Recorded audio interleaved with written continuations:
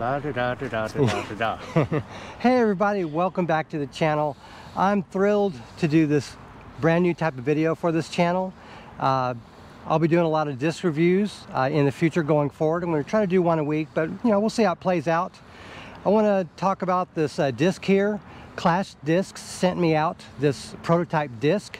It's a Salt. It's their distance driver. It's in the destroyer category of disc. And today Sean and I are going to throw it a few times, but we've shown up at a tournament here at Northside Christian Church to have bigger arms throw this, and we're going to try to demonstrate how this disc flies, and I'll talk a little bit about this disc as you see some b-roll. That said, we're about to go to the practice field and get to throwing. It should be hilarious. You're going to laugh. Yes. You will laugh. We will too. We're going to start off with throws by Sean, a novice disc golfer who throws understable fairway drivers about 230 feet.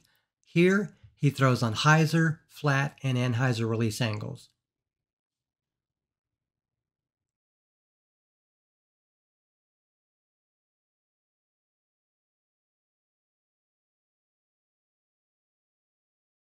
We're throwing into a 15-mile-per-hour headwind with gusts over 30 miles per hour, and I decided to throw 3 different flex lines in order to see what kind of distance I can get with the disc.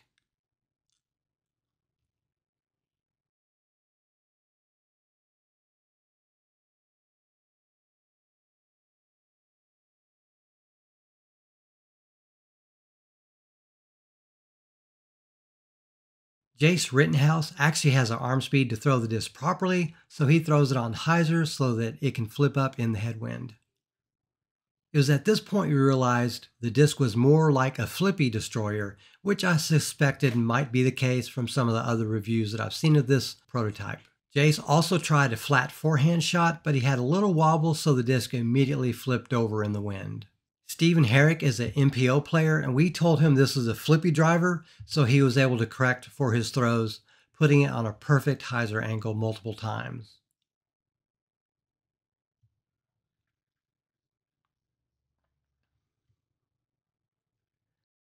Tyler then stepped up and threw a couple roller lines, one with his forehand and another with his backhand. However, with the headwind, this prototype quickly rolled over for both attempts.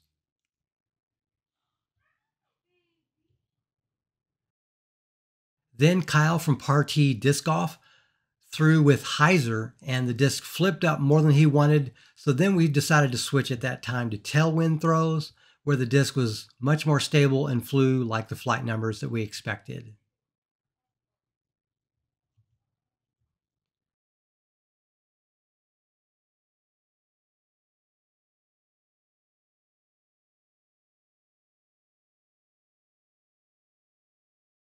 Jace also returned for a tailwind throw and put it on a slight hyzer, and it flew straight and held the hyzer line reliably.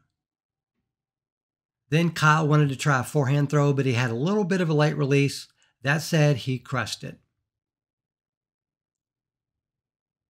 Lastly, Zach showed up, and I had him throw it during his practice round just before the tournament, and for this one here, it sailed off into the distance.